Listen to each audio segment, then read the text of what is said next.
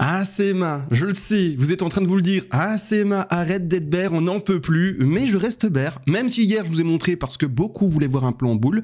Mais non, je reste toujours bear. Et pour le montrer, vous le savez, on fait des lives maintenant sur Discord. Et on les tient d'ailleurs sur YouTube également. Mais regardez ce que je disais hier, d'accord, en live. Je suis plus un... Ouais, c'est vrai, on vient de faire un léger nouvelle petite ATH. Ouais, bear, un peu, hein. Finalement, on vient de faire un nouvel ATH, mais ça ne me sort toujours pas de mon plan bear. Voilà, en fait. Enfin, voilà, je vais pas aller plus loin. Après, j'explique techniquement pourquoi, etc. Les corrections, ce que vous voyez par après, etc. Je vais pas aller plus loin parce que ça va être fait maintenant, d'accord? Le live, si vous voulez les voir à l'avance, il faut venir sur le Discord et vous les verrez à l'avance. Même si là, maintenant, d'ailleurs, vous les verrez jamais, en fait, parce que je vais montrer qu'un extrait pour montrer le travail qu'on fait. Mais c'est-à-dire que pour le moment, tout se passe très bien. Même s'il est vrai, vous l'avez vu, on fait un léger nouveau petit plus haut. Mais c'est pas pour autant. Et ça, ceux qui sont un peu avancés en Yellow Wave, qu'on sort de sa pattern bear. Il faut que ça pump plus pour sortir de notre pattern bear. Parce que en Yellow Wave, il y a des figures qui s'appellent par exemple des running flat, des flats en étendue, et d'autres. Et donc, oui, ça en fait, c'est une pièce de puzzle. L'objectif que j'ai personnellement, c'est toujours d'attendre le BTC dans la zone basse ici, que vous voyez, et ça ne change pour le moment pas. J'exprime dans ce direct qu'on a fait hier ensemble sur Discord, quel niveau on doit casser, etc. pour pouvoir passer boule. Et là, je vais vous les montrer aujourd'hui également. Mais pour le moment, on casse rien, on est vraiment... à part le fait d'avoir fait un nouvel ATH. Mais on casse rien dans la pattern baissière, d'accord? Donc ça, c'est un peu compliqué à comprendre pour un néophyte.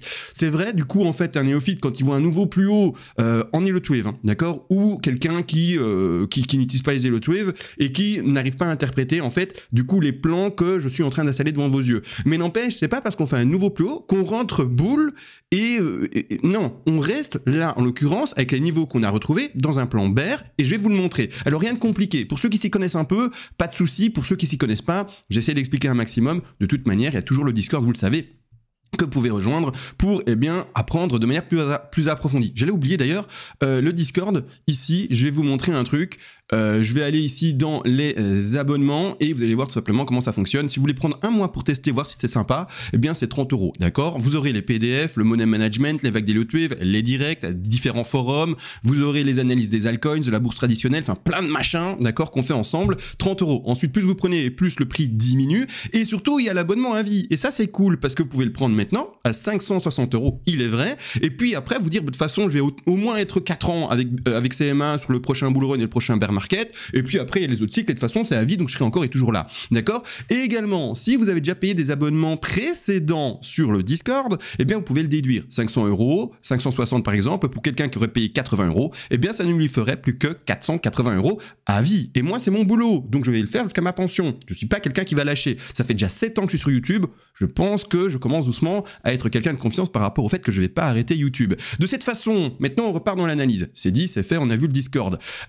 Ici, tout simplement, je suis encore sur ma pattern bear. Et pourquoi j'insistais hier sur ça? Et pourquoi hier d'ailleurs? Vous l'avez vu dans la vidéo, j'avais déjà installé ma Bella. Parce que quand on va étaler et étendre notre Fibonacci, ici de retracement, alors je vais chercher mon Fibonacci de retracement, on est parfaitement dans la zone des 123-127% de Fibonacci. Regardez, j'agrandis, on y est. C'est parfait pour une flat, d'accord? C'est parfait pour une flat, ici. Donc là, pour ma part, j'installe ma B, d'accord? Et donc, ce que je disais dans le Discord d'hier, c'est que pour passer boule, pour vraiment passer beaucoup plus boule, j'aurais aimé voir bien le BTC vraiment pumper plus fort et s'approcher des 161,8% de Fibonacci. Je vais pas vous remettre l'extrait, quoique je peux en fait, parce que tout ça est dit à l'avance en fait. Tout ça est dit sur le Discord. Elle est où la vidéo? Je vais remonter un tout petit peu, parce que ce que je suis en train de dessiner, c'est dans la vidéo d'hier. Voilà, je fais play, pas du tout un boule violent. Je remonte un peu. Là, pour le moment, c'est toujours pas le cas. Je passe toujours pas boule violent. On a fait un léger plus haut, mais je suis toujours pas boule violent. Et voilà, vous avez compris. En termes de prix, j'aimerais... Voilà, vous avez compris, je vais dire ce que j'ai dit là maintenant, d'accord? Donc avec les mêmes dessins, les mêmes explications, etc. Donc clairement, je suis pas boule violent comme je dis dans le direct d'hier, je suis toujours bear. Il faut pour moi plus de validation haussière pour que je passe personnellement boule, d'accord? Pour le moment, je reste avec ma target baissière. Je change pas, c'est-à-dire que ma position d'achat, d'ailleurs si je devais trader ça, parce que je vais pas le trader, je vous l'ai dit, moi je fais des trades de long time frame et mon trade précédent était pris aux alentours de 20 000. Donc ça c'est de façon CMA personnelle dans sa vie privée. Mais pour mon job ici, avec vous, de pédagogue par rapport aux Yellow Wave, aux zones d'achat, comment placer, comment mettre également son ratio, son risque management, etc. Pour ma part, si je devais trader ce mouvement-là, j'attendrais. j'attendrai encore, d'accord? J'ouvrirai pas forcément des longues dans cette position-là. J'attendrai là-bas en bas. Si jamais, imaginons, ça devait être pump de fou et que ça devait pumper et que ça devait faire du coup, j'en sais rien moi, eh bien juste et uniquement cette A, B et puis finir la C, pas partir dans toute l'élaboration de WXY, elle est là-bas en bas et que ça devait faire ça, eh bien CMA à ce moment-là ne serait pas dans le train, d'accord? Et j'attendrais du coup des corrections qui seraient pour moi plus valables. Mais c'est comme ça la vie d'un trader. Il prend ou pas l'opportunité. Si l'opportunité qu'il a travaillée à l'avance, et c'est-à-dire pour moi c'est cette zone-là, eh bien a été retrouvée ou sera retrouvée, on rentre dans le trade. Si l'opportunité qu'on a travaillé à l'avance n'est pas retrouvée, on rentre pas dans le trade. Ça, je l'exprime bien sûr sur une time frame plutôt large. Je suis en daily, d'accord? Je m'attends à des mouvements importants. Je parle pas de scalping en secondes, en minutes, en quart d'heure, en swing trading horaire. Je parle pas de ça, d'accord? Vous, si vous faites du trading en plus petite time frame, vous aurez plein de petits shorts à prendre, plein de petits longs à prendre, donc plein de positions. Moi, je montre encore et toujours pour la pédagogie, la lecture globale du cours,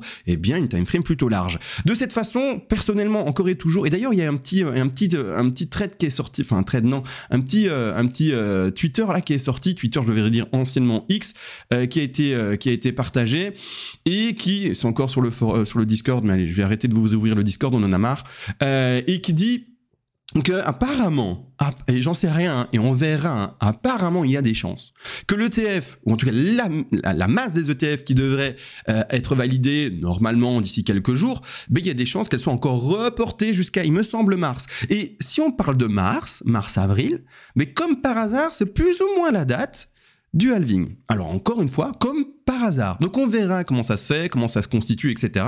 Mais pour le moment, du coup, moi je reste dans mon plan vert, d'accord?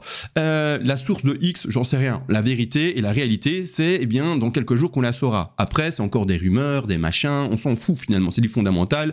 Personne n'a la réalité, la vérité, et on verra comment ça se passe. Donc je suis pas le premier et je serai surtout pas le dernier à m'exprimer là-dessus. C'est-à-dire que, en gros, oh, ma mauvaise phrase, oh j'ai dit n'importe quoi. En gros, moi je m'exprime pas sur le fondamental, je reste sur mon plan technique et donc je m'exprime pas là-dessus. J'ai juste dit, hein, mais comme par hasard, eh bien ça pourrait être retardé à mars et ça rentrerait parfaitement en fait avec un plan vert. De cette façon, ben, là pour le moment je reste toujours là-dedans. Les objectifs d'une flat de cette façon-ci sont les suivants, c'est-à-dire aller chercher encore et toujours, eh bien les fameux 61, les fameux 100, les fameux 161,8 de Fibonacci. C'est-à-dire que là pour le moment on a bien corrigé, on a dépassé les 61,8, on a dépassé les 100, on a presque été chercher les 123 et également on peut aller chercher les 161,8. J'attends vraiment avec impatience bien de voir la fin de ce mouvement, comment est-ce qu'il va rebondir, comment est-ce qu'il va se consolider dans le temps, et ensuite eh bien je poserai personnellement ma W, sauf si bien sûr ça pète à la hausse. Si ça pète à la hausse, là on va rentrer dans des configurations plus bull, ça je vous l'ai dit, et vous l'avez vu également, mais il n'est pas pour le moment opportun, c'est-à-dire sur les vidéos publiques YouTube, de vous le montrer, parce que sinon je vais vous prendre en fait la tête, vous allez vous perdre et vous allez rien comprendre parce que je fais des formats courts sur YouTube public, alors que sur le Discord, bah ouais, je fais des lives qui durent. Hier on a parlé du BTC pendant 1h20 ou 40, je ne sais pas. Mais que plan BTC pendant 1h20, 1h40? Il faut comprendre que clairement, je n'ai pas la capacité de vous partager avec la même pédagogie et la même précaution sur une vidéo qui va durer 10 à 15 minutes. C'est normal. Et donc voilà, tout simplement, eh bien, je vais aller plus dans l'efficacité et me présenter un plan et pas eh bien, les différents plans, comment réagir par rapport au mouvement du BTC à ce moment-là, etc. etc. C'est tout à fait naturel. De cette façon, ben, j'attends de voir où se termine Massé. Pour le moment, c'est un peu précipité. Hein. On vient dans la journée de connaître eh bien, une chute qui a fait, maintenant on est à 5,60, mais il me semble qu'on a touché peut-être les 8% de chute. J'étais pas là à ce moment-là. Je vous cache pas que je faisais mes courses au magasin. Et donc, j'ai pas regardé le cours à ce moment-là. Mais clairement, pour le moment, ben, ça s'engage bien pour la flat. Comme par hasard, on a touché les 123 et on retrace. De cette façon, après, ben, je continuerai juste mon plan et partir en W. Pump de X qui pourra, eh bien, peut-être, on va dire, si on doit vraiment, encore une fois et toujours, scénariser la chose, mettre un contexte fondamental, etc., eh bien, être correspondant par rapport, eh bien, aux dates d'échéance par rapport aux ETF. Donc, petite hype. Échec de la hype de nouveau dans ces bornes hautes, donc en gros les zones de vente, et puis après corriger parce que peut-être soit de validation, mais à ce moment-là il y a cette fameuse phrase qui dit on achète la rumeur et on revend la news, et donc date de news, boum, on vend, ou également c'est reporté ou je sais pas quoi, et ça peut également expliquer tout simplement la déception folle et la chute. Donc dans tous les cas, en fait, la fin, et c'est-à-dire le dénouement de l'histoire, ça veut dire une chute. Maintenant, si ça doit pumper, et du coup, eh bien, pas dans le train, on n'aura pas eu, ou plutôt dans mon plan ici, je n'aurais pas eu le point d'entrée, et ça pump sans moi et c'est let's go, d'accord? Encore et toujours, je vais pas trader ça, je vous l'ai déjà expliqué, mais c'est pour la pédagogie ici de bien sûr des placements, et bien des vagues Elliott Wave et de comment on met nos points d'entrée, etc., etc. J'ai déjà dit. Et ben voilà pour le moment où j'en suis. Rebond X et puis Y, et toujours, la zone d'achat n'a absolument pas changé, vu que j'ai encore et toujours pas bougé ma une. Ma une est toujours ici au prix des 8000, des 8000, non, c'est la date ici du 8 décembre, 9 décembre. On est toujours sur cette top-là pour moi. Donc quand j'étale mon Fibonacci, je suis toujours là, avec mes zones 50 et 61,8% de Fibonacci, d'accord? Donc je l'étale, on est toujours pour ma part, alors je vais, désactiver le logarithmique pour installer les 50% de Fibonacci, je vais activer le logarithmique pour avoir la borne basse maximale en prenant les deux échelles, donc c'est-à-dire logarithmique et non logarithmique, et également du coup la borne basse. Donc on reste encore et toujours dans une zone d'achat globale des 34 757 $, d'accord, et également plus bas ici des 31 191 $. La petite zone d'achat là au milieu, c'est tout simplement également l'échelle non logarithmique posée sur les... Oh, d'ailleurs je peux un peu le mettre plus bas là, voilà, les 61,8% de Fibonacci. Donc j'ai pris toutes les configurations, logarithmique, non logarithmique pour mettre mes zones d'achat. 3 zones d'achat. Si le cours touche ça, on passe à l'achat une fois. Si on touche le deuxième, on passe à l'achat une deuxième fois. Si on touche le troisième, on passe à l'achat une troisième fois. Je précise qu'on parle ici de trading, c'est-à-dire qu'il y a un stop loss qui nous attend là-bas en bas. C'est-à-dire qu'il y a également des take profit partiels qui nous attendent là-bas en haut, d'accord? C'est-à-dire que les TP qui vont être positionnés, qui n'ont toujours pas été déplacés, étant donné que pour le moment le décompte est encore et toujours non invalidé bear, eh bien aux alentours des 60 800 $, 70 000 $ et également 84 000 $. C'est-à-dire que dans le fond, je suis bull, mais que dans le plus ou moins court terme, moyen terme, je ne sais pas exactement quel terme utiliser pour exprimer quelques mois d'un espèce de range avec une chute consécutive qui va se suivre par après. Je ne sais pas comment le dire, mais pendant quelques mois, voilà, pendant cette période-là, je suppose, d'accord, par rapport à mon analyse, qu'on va rester et qu'on aille d'ailleurs chercher ces alentours des 34 000 $ et un peu plus bas, d'accord. Là maintenant, je pense que j'ai tout dit. Clairement, je pense que j'ai tout dit. Donc, ne soyez pas trop euphoriques. Vous voyez les mouvements de surprise qu'on peut avoir comme aujourd'hui. Et puis voilà. Et puis même, j'ai envie d'insister sur un truc. Imaginez qu'on est bull et que, par exemple, vous soyez dans un décompte alternatif. Et que vous disiez, mais en fait, la une CMA, elle va un peu plus haut, c'est pas un souci, et que du coup, on fait tous des comptes là en blanc et décalé un peu plus haut, que la 3 là, CMA que tu vois là, en fait, elle est là, et donc vous avez un plan alternatif bull et c'est pas un problème. Et que là, on vient de faire par exemple la flat en running et qu'on va continuer à pumper. Si c'est le cas, tout ce que ça va changer dans mon optique et dans ce que j'essaye de vous enseigner. Je parle à qui maintenant aux débutants. Si vous êtes plus avancé, n'écoutez pas ce que je dis. Faites comme vous faites et on va se comprendre toi et moi qui est avancé. Là, je parle aux débutants. Si tu es débutant et la maturité de te dire que tu es débutant, écoute ce que je vais dire. Dans un marché de fonds qui est haussier, ou dans un marché de fonds qui est baissier, tu dois ouvrir tes trades dans la direction que tu as déterminée de fond du marché. C'est-à-dire que par exemple, si tu es comme moi dans un marché de fonds où tu dis que le bottom a été connu et que maintenant on est dans un marché haussier, tu dois attendre uniquement que les corrections pour acheter les zones que tu as prévues. D'accord? Si tu commences à shorter un marché qui est haussier de fond, il va te rect de chez rect. D'accord? Attends juste de voir les zones de vente qui ont été finalement touchées et leur réaction, ne shorte pas le marché, d'accord?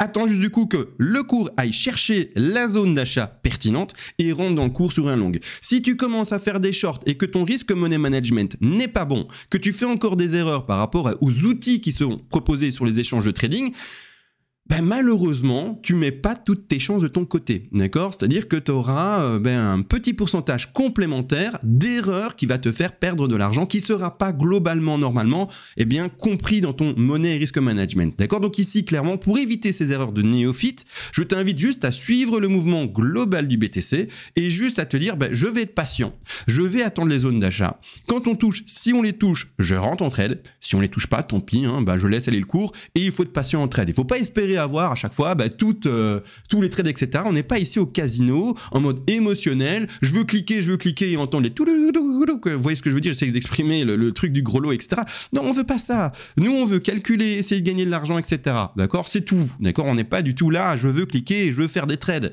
Si vous êtes dans cette configuration-là et que vous vous sentez obligé de trader chaque mouvement, et là, il y a un petit souci. Il faut apprendre à ne pas trader. c'est bête hein, ce que je suis en train de dire, mais il faut apprendre à parfois ne pas trader, d'accord? Il faut apprendre à se maîtriser dans ce cas-là.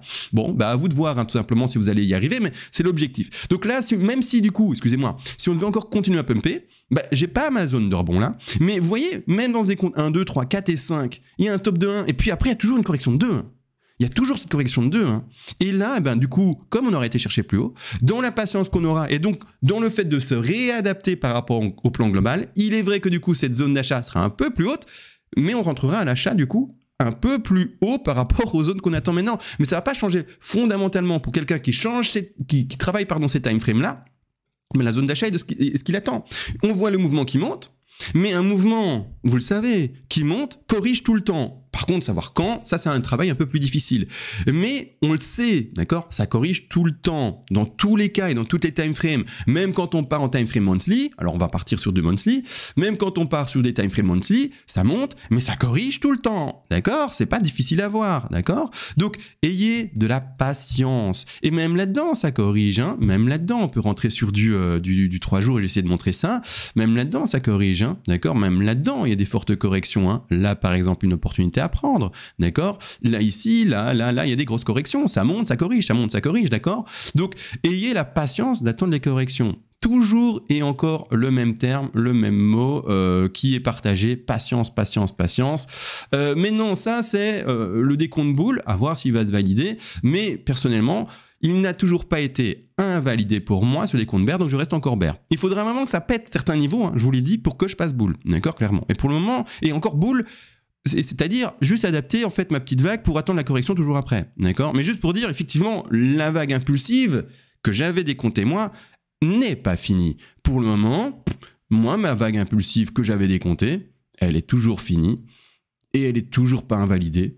Et je suis encore et toujours du coup dans ma grande 2 que je construis avec cette pattern-là. Maintenant, au BTC de montrer le contraire pour que je réadapte mes vagues et pour que j'attende une zone d'achat différente. D'accord? Bon, là, je pense que j'ai tout dit. Je regarde ici, on est à 16 minutes. Voilà, 16 minutes, 17 minutes d'enregistrement avec d'ailleurs un petit moment de pub pour le Discord. N'oubliez pas, si vous êtes à la fin de vidéo, mettez des likes et des commentaires, s'il vous plaît. Vous savez, je suis une chaîne qui, malheureusement, n'a pas de commentaires quasiment, étant donné que, il n'y a pas grand-chose à dire. C'est un plan technique. Je ne parle pas d'Elon Musk, je ne parle pas de Twitter, je ne parle pas des news, je ne parle de rien. Donc, du coup, il n'y a pas de débat dans les commentaires. Donc, s'il vous plaît, juste un merci, histoire d'aider la chaîne, la faire pumper, faire en sorte que YouTube, algorithme, se dise, tiens, les gens kiffent cette vidéo parce qu'ils interagissent. C'est comme ça que YouTube, algorithme, il fonctionne. Et si vraiment, en fait, vous voulez m'aider, eh bien, c'est un grand merci. Je vous assure, en fait, en vrai, hein, j'ai toujours, jamais d'ailleurs, ou très rarement demandé des likes. Et d'ailleurs, je le fais maintenant en fin de vidéo, mais vous pouvez regarder toutes mes vidéos depuis des années. J'ai jamais, en début de vidéo, demandé, ou quasiment jamais, il me semble, de mettre des likes et des commentaires. Et c'est la première fois que je me dis, allez, il faut quand même le faire, il faut jouer le jeu. Et voilà. Donc, merci à ceux qui le font vraiment. Ça vous prend une seconde de mettre un like. Et un merci, ça s'écrit en M-E-R-C-I. Allez, ça s'écrit en une seconde et demie. Faire poster 2 secondes. Et du coup, vous apporterez, vu la masse que vous êtes, eh bien, une grande aide à la chaîne. Merci à vous, les gars. On se retrouve à la prochaine. Et sur ce, ciao!